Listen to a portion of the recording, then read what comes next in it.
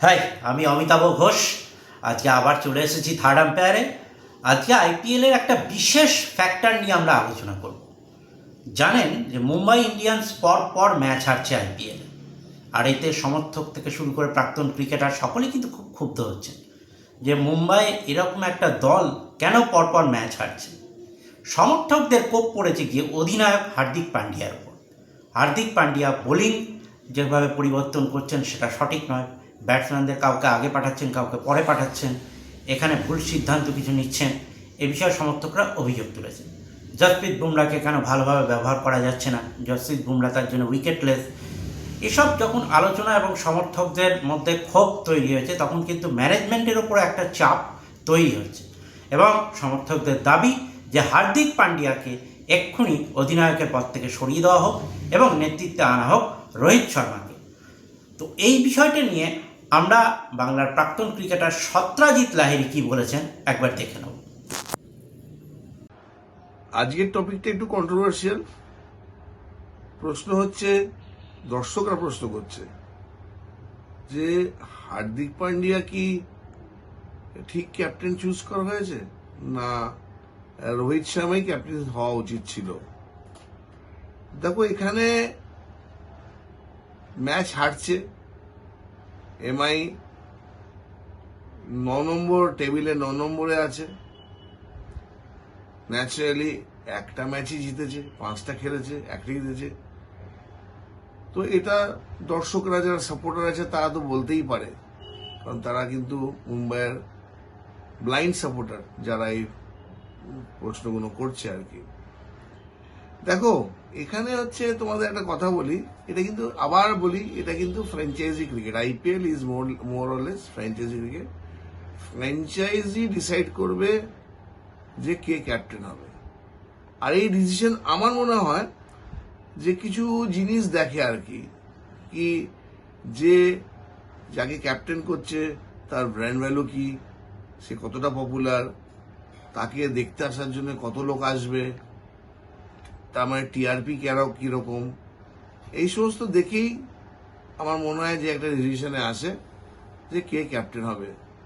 আর একটা ফ্যাক্টর হচ্ছে, যে ক্যাপ্টেন হবে সে কি সব ম্যাচ খেলতে পারবে, না তার ফিটনেসের প্রবলেম আছে।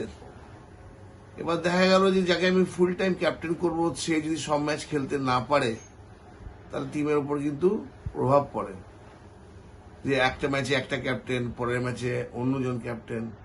তো ন্যাচারালি এইসব ফ্যাক্টর ডিপেন্ড করে বা ডিসাইড করে যে কে ক্যাপ্টেন হবে। দেখো, যদি প্রশ্ন আমাকে করা হয় তাহলে প্রথম থেকেই আমি বলতাম যে রোহিত শর্মাই ক্যাপ্টেন হওয়া উচিত। কিন্তু এখানে কয়েকটি ফ্যাক্টর আছে, কারণ রোহিত শর্মার ফিটনেস কিরকম আছে। তো এটা ফ্র্যাঞ্চাইজিরাই জানবে, ওদের ফিজিওরা হয়তো রিপোর্ট দেবে যে না বিকজ আইপিএল কিন্তু খুব স্ট্রেনাস গেম, কারণ এখন গরম পড়ে গেছে। হ্যাঁ, দুপুরের খেলা তো রিয়েলি গরম, বিকেলের সন্ধ্যেবেলা খেলাটাও কিন্তু খুব ডিফিকাল্ট টু প্লে। কতটা সে প্রেশার নিতে পারবে, প্রচুর ইন্টারন্যাশনাল ক্রিকেট খেলেছে, সে কি সব ম্যাচ খেলতে পারবে কিনা, এইসব ডিসাইড করেই আমার মনে হয় যে ওরা ভাবছে যে ইয়াং ক্যাপ্টেনকে আমি রাখি, ইয়াং ছেলে, সে হয়তো সব ম্যাচ খেলতে পারবে। But having said that, Rohit Sharma is such a nice person যে হার্দিক পান্ডিয়া যখনই ওকে কোনো প্রশ্ন করে বা জিজ্ঞেস করে, সে কিন্তু আমি মাঠেও দেখেছি একটু ফিল্ড সেট করছে, he is helping the captain, so he brings lot of experience in the side. আমার মনে হয় এরকম কন্ট্রোভার্সিয়াল কথাবার্তাগুলো বন্ধ করে দেওয়া উচিত, কে ক্যাপ্টেন হবে না হবে। দুটো ম্যাচ যখনই দেখবে 3-4টে ম্যাচ পরপর জিতে যাচ্ছে, তখন বলবে না না না হার্দিক পান্ডিয়াই ঠিক ছিল। সুতরাং আমার মনে হয় যে যা করা হচ্ছে that is betterment of cricket. ফ্র্যাঞ্চাইজিরা বুঝবে, এখানে আমাদের আমাদের মতো দর্শক বা যা ফ্যান্স আছে তাদের একটু ধৈর্য ধরতে হবে। 5টা ম্যাচের মধ্যে একটা ম্যাচ জিতেছে, বলা যায় না পরপর 3টে ম্যাচ জিততে পারে, and they will in the back on the table. Satrajit লাহিড়ীর বক্তব্য শুনলেন এবং একটা জিনিস পরিষ্কার, সত্রাজিৎও যেটা বলেছেন যে হার্দিক পান্ডিয়াকে আরও একটু সময় দেওয়া উচিত। আমারও মনে হয় হার্দিক পান্ডিয়াকে সময় দেওয়া উচিত। রোহিত শর্মা দীর্ঘদিন মুম্বাই ইন্ডিয়ান্সে তিনি নেতৃত্ব দিয়েছেন, 5বার ট্রফি এনে দিয়েছেন আইপিএলে, কিন্তু তবুও আমি বলবো হার্দিক পান্ডিয়ার ওপর আরও কিছুটা আস্থা রাখা উচিত, অন্তত 3-4টে ম্যাচ দেখা উচিত কোন জায়গায় প্রবলেম হচ্ছে। দেখুন, একটা জায়গায় তো প্রবলেম হচ্ছে যে মুম্বাই টিমে সূর্যকুমার যাদবের মতো ব্যাটসম্যানের ব্যাটে রান নেই, রোহিত শর্মা দলের বাইরে ছিলেন চোটের জন্য। তো সেই জায়গাটায় দাঁড়িয়ে সবটাই কি হার্দিক পান্ডিয়ার ওপর দোষ দেওয়া যায়? বোলিং বিভাগে যশপ্রীত বুমরা, দীপক চাহার, শার্দুল ঠাকুর ঠিকমতো বল করতে পারছে না, উইকেট পাচ্ছেন না, গাদা গাদা রান দিচ্ছেন, তো সেই জায়গাটাও দেখতে হবে। তো সব মিলিয়ে যদি হার্দিক পান্ডিয়ার ওপরই যদি শুধু কোপ পড়ে, সেটাও সঠিক না।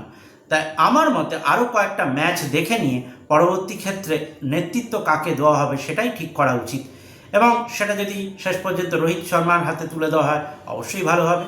আবার যদি 3-4টে ম্যাচে পরপর পারফরমেন্স করতে পারেন হার্দিক পান্ডিয়া, তাহলে হার্দিক পান্ডিয়ার ওপরই আস্থা রাখা যেতে পারে। তো সব মিলিয়ে এখন দেখা যাক পরবর্তী ম্যাচগুলো মুম্বাই কেমন খেলে, তার উপর সবটা ডিপেন্ড করবে।